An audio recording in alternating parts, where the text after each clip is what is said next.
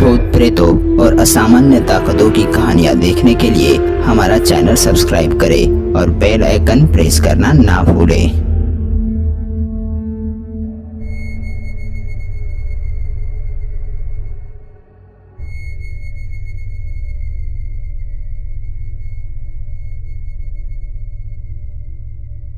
सुनील अपने कमरे में बैठकर कुछ सोच रहा था।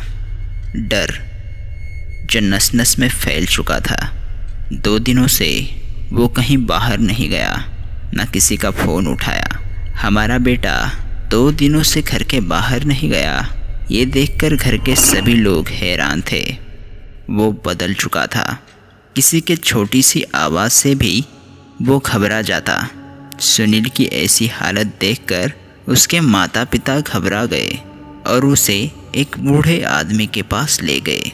ज़मीन पर डाली हुई चटाई पर बैठे हुए उस बूढ़े आदमी ने सुनील के ऊपर एक नज़र डाली। उसकी वो डरावनी नज़र सुनील को कुछ अजीब ही लगी। वो कभी उसकी ओर देख रहा था तो कभी सबसे नज़र छुपाकर अपनी मासूम आँखों से इधर उधर देख रहा था। थोड़ी देर वैसे ही सुनील को देखते हुए वो बूढ़ा आदमी बोला, मान लो बहुत दिनों से तुम्हारे पेट में अन्न का दाना नहीं गया, मिलने वाला खाना तुम्हें नहीं मिलता। एक दिन तुम्हारी भूख इतनी बढ़ जाएगी कि वो एक शैतान का रूप धारण करेगी, जो तुम्हारा शरीर खाने के लिए भी आगे पीछे नहीं देखेगी। और एक दिन तुम्हें जो चाहिए तुम्हारी पसंद का और तुम्हें जितना चाहिए उतना खाना मिलता है। एक शैतान की तरह उस खाने पर टूट पड़ने का विचार तुम्हारे दिमाग में आएगा, क्योंकि तुम्हें तुम्हारी भूख मिटानी है। सामने रखे हुए प्लेट में तुम्हारी मनपसंद की चीज़ें दिखाई दे रही है। उन चीज़ों को तुम आँख भर के देख रहे होते हो, पर तुम जब पहला निवाला उठाकर मुंह में डालते उससे पहले तुम्हारे सर पर कोई कुल्हाड़ी से वार करता है। भूख से व्याकुल तुम्हारा शरीर दर्द से थर थर कांपने लगता है। जिस प्लेट में तुम्हारे मनपसंद पदार्थ रखे हुए हैं, उसी प्लेट में तुम्हारे ही शरीर से पानी की तरह बहने वाला लाल खून दिखाई देता है। उसका एक एक शब्द सुनील बड़ा ही हैरान होकर सुन रहा था। मेरे कुछ न बताने के बावजूद इन्हें इतना सब कुछ कैसे पता चला? ये सपना तो मुझे आया था, पर सारी बातें इन्हें कैसे पता चली? ऐसे विचार उसके दिमाग में घूम रहे थे, पर सुनील शांत बैठा हुआ था। उस बूढ़े आदमी ने सुनील के माँ बाप की ओर देखा और वो भी हैरान होकर कभी सुनील की ओर तो कभी उस आदमी की ओर देख रहे थे। उनके सभी सवालों का समाधान करने के लिए वो एक एक बात बता रहा था। लंबी सांस लेते हुए वो आदमी सुनील की ओर देखते हुए बोला, काल तुम्हारे पीछे है, वो सही समय का इंतज़ार कर रहा है। आने वाली अमावस्या तक शाम 7 बजे के बाद घर से बाहर मत निकलना। 2 दिन निकल गए। इधर घर में मनोज की चचेरी बहन बहुत दिनों के बाद घर आई थी। माँ ने बहुत अच्छा खाना बनाया था। बहन आई थी, इसलिए आज शराब पीने के लिए जाना मुश्किल था, जिसकी वजह से मनोज खामोश था। माँ सबके लिए खाना परोस रही थी। सभी बैठने ही वाले थे कि अचानक बाहर से एक आवाज़ आई। किसी ने मनोज का नाम पुकारा था। पुकार सुनाई दी, पर आवाज़ अनजान थी। मनोज झट से उठा। दादा क्या हुआ? बहन ने पूछा। अरे किसी ने आवाज़ दी, क्या काम है देख कर आता हूँ, मनोज ने जवाब दिया। तभी बहन ने मजाक में कह दिया, दादा बस तुम्हें ही आवाज़ सुनाई दी। तभी माँ खाना परोसते हुए बोली, वो कल से कुछ ऐसा ही कर रहा है। अचानक रूम से बाहर आता है और पूछता है, माँ तूने बुलाया क्या? कुछ ना बोलते हुए वो वहाँ से उठा और खाने की प्लेट वैसे ही छोड़कर घर से बाहर आया, पर बाहर कोई नहीं था। तभी मनोज के दिमाग में एक विचार आया। हमेशा की तरह सुनील को कॉल किया और अपनी बाइक स्टार्ट करके सीधा सुनील के घर गया। मनोज मेरी तबीयत ठीक नहीं लग रही, सुनील ने कहा। अपने रूम में शांत बैठे हुए सुनील को देखकर मनोज ने जेब में रखी हुई एक सिगरेट निकाली और मुंह में डालकर जलाई और एक कश लेकर हवा में छोड़ दी। सुनील सिगरेट के धुएं को देख रहा था। वो कोई सिगरेट नहीं थी, वो माल था, मतलब गांजा। मनोज ने उस सिगरेट को सुनील के सामने पकड़ा। सुनील और मनोज आज उसी पहाड़ी पर पीने के लिए बैठने वाले थे, सिर्फ और सिर्फ सुनील के दिल से डर निकालने के लिए। सुनील ने बहुत समझाया, मगर मनोज उसी पहाड़ी पर चांद की नीली रोशनी में बैठकर शराब पीने की जिद कर रहा था। देख भाई सुनील, आज हम वहीं बैठेंगे। तेरे दिल में जो भी डर है उसे मैं निकाल कर रहूँगा आज।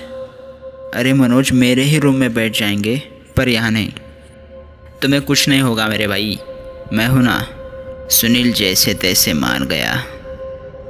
मनोज की बाइक ली और सीधा गणेश के वाइन शॉप पर गया।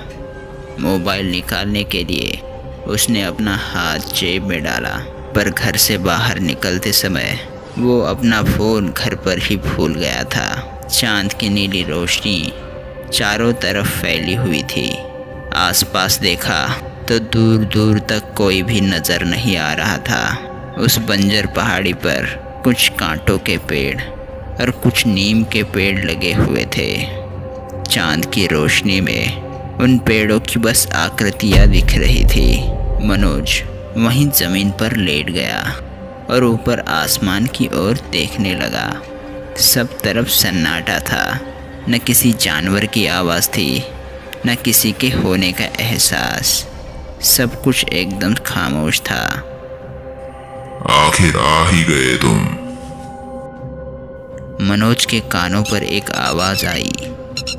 आवाज़ सुनकर मनोज झट से उठ गया और जल्दी से अपनी गर्दन उस आवाज़ की ओर घुमाई तो उसने देखा कि वहाँ से कुछ ही दूरी पर कोई खड़ा था जो उसकी ही ओर देख रहा था, लेकिन पलक झपकने से पहले ही वो गायब हो गया।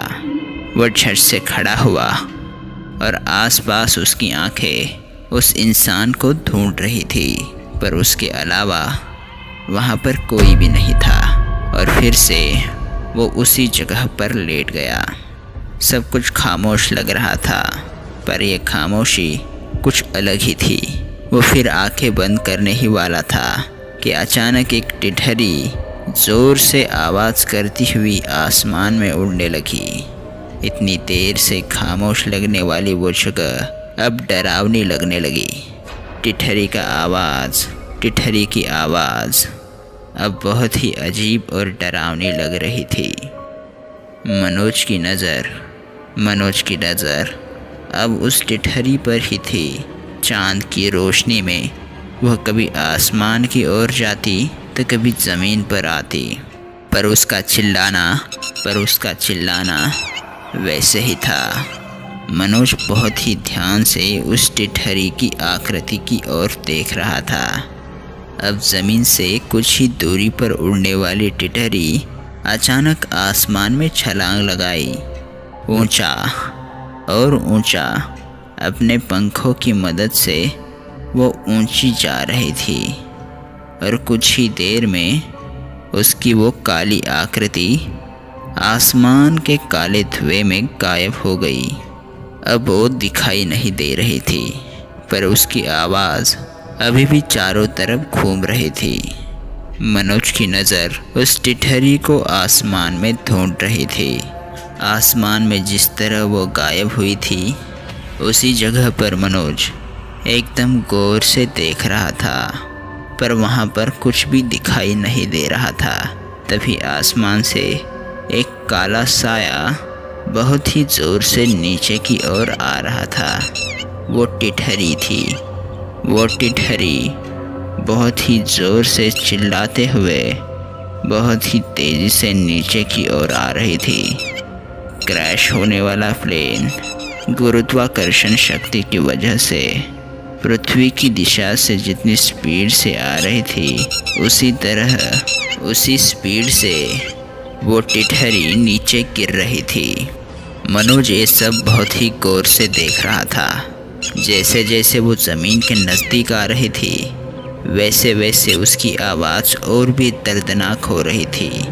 और वहीं हुआ, वो नीम के पेड़ के पास बहुत ही ज़ोर से गिर गई, पर ज़मीन पर गिरते ही उस टिटहरी से किसी इंसान की दर्दनाक चीख सुनाई दी। जोर से चिल्लाना। वो दर्दनाक चीख सुनकर मनोज का कलेजा फट गया और फिर से सब कुछ खामोश हो गया। इतनी देर से उस अजीब से सन्नाटे में उस टिटहरी का आवाज़ एक इंसान की आवाज़ में बदल गया था। पर यह कैसे हो सकता है? क्या ये मेरा वहम है? ऐसे बहुत सारे ख्याल मनोज के दिमाग में आ रहे थे। नीम के पेड़ के पास वो टिटहरी एकदम शांत पड़ी हुई थी। शायद ज़मीन पर गिरने के बाद उसकी मौत हो चुकी थी। आसपास फिर से खामोशी छा गई। ज़मीन पर पड़ी हुई टिटहरी को देखते हुए मनोज उठ गया। वो जिंदा है या मर गई, यही ख्याल उसके मन में आकर चला गया। वो उठने ही वाला था कि अचानक उसके पंखों में कुछ हलचल हुई। अपने पंखों को फैलाकर वो उड़ने की कोशिश कर रही थी, पर वो ठीक से खड़ी भी नहीं हो पा रही थी। पर वैसे ही हलचल करती हुई वो नीम के पेड़ के पीछे चली गई। उसकी ओर देखते हुए मनोज उठकर खड़ा हुआ।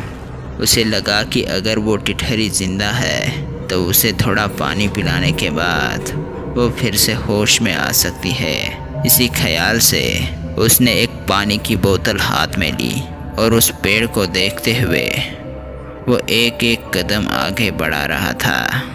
पूर्णिमा का चांद काले बादलों के पीछे जाते ही आसपास एकदम काला अंधेरा फैल जाता।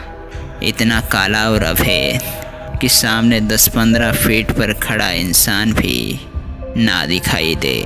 पर कुछ ही देर में ठंडी हवा की झोंके से वो काले बादल उड़ते हुए सामने गए और फिर से चांद की नीली रोशनी ज़मीन पर पड़ी। पूर्णिमा का चांद काले बादलों के पीछे जाते ही एकदम काला अंधेरा फैल जाता।